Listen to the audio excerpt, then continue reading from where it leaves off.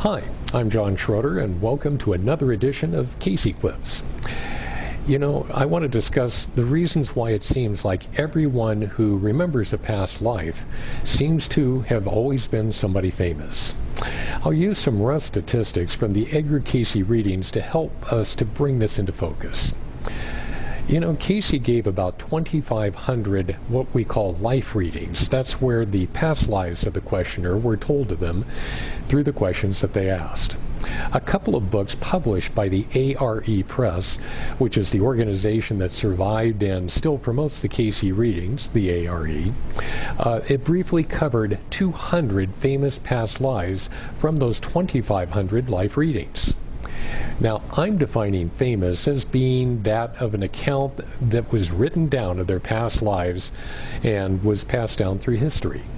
If you do the math, that comes out to around 8%. As you can see on the screen there, I did the math for you, so you don't have to be writing this down.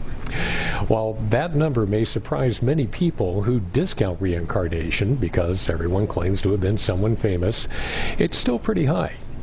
Far fewer than 8% of our total population on any given day would qualify as famous by the definition I'm using. So the first question those statistics might build on is how many past lives has the average person have that is alive today?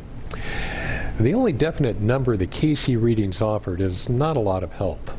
The reason was that Cayce said Jesus had become perfect after 30 lifetimes, including the last one as Jesus, and that was over 2,000 years ago. So unless we believe we're already perfect and managed to do it quicker than Jesus did, chances are that we've had far more than 30 lifetimes so far. Now, I have heard other psychic sources tell people their number of past lives was in the low thousands, say 2,000. According to Cayce, humans have been on the earth roughly 200,000 years. So if we take 200,000 divided by 2,000 lifetimes, the math says that we incarnate once every 100 years on the average. Even if we move that number to, say, 500 years between earthly lives, that would still come to around 400 lifetimes. And then take 8% of 400, and that means that we would have had as many as 32 famous lifetimes since humans have been on the earth.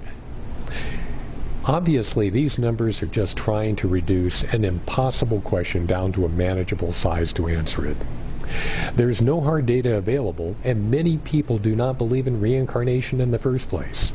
But if reincarnation is fact, then using the numbers from Cayce's readings as a guide tells us that we have all probably been someone famous in one or more of our past lives on Earth. And if we try to research this further through dreams, meditation, asking psychics, and other methods, there is a good chance that at least one famous incarnation will pop up. But what about all the people who claim to have been, say, Napoleon or even Jesus himself? Since there is only one soul per body, there can't be more than one person who is right when two or more claim that they have been the same famous person. Here again, there is an interesting answer to explain how this might happen. Let's say that a person has a very strong past life dream or a past life recall of being Leonardo da Vinci. They can picture the studio they used to work in, or perhaps relive the actual moments they were painting the Last Supper or the Mona Lisa. I can tell you there's no doubt in those people's minds that they were indeed Leonardo da Vinci. However, what if that person was an assistant to da Vinci instead? Wouldn't they still identify strongly with the studio, or remember working on those artistic projects as if they were the great painter himself? That would account for the clarity of their past life recall, even though they weren't actually Leonardo da Vinci. There are other explanations too, such as the person knows they're making up the connection between the famous past life and their current life. Also, mental illness could account for their confusion. In fact, if you don't believe in reincarnation, those are probably your preferred explanations. The best part of all of this, though, is that it doesn't really matter. A big reason we don't remember our past lives is because it frees us from consciously dwelling on all the mistakes we've made in the past. Imagine being Adolf Hitler and trying to live a better life this time while being aware of all the death and destruction you once caused. Since our soul remembers our past life lessons, our conscious amnesia of any previous lives only helps rather than hurts our soul's progress. This explains why we are automatically attracted to some people and places while we intuitively shy away from others. We emotionally connect with the good or bad experiences we had with the people and places that we encountered from our past lives in this current life. This happens naturally without burdening our conscious minds with the memories of our specific mistakes of the past. That's it for this edition of Cayce Clips on remembering our famous past lives.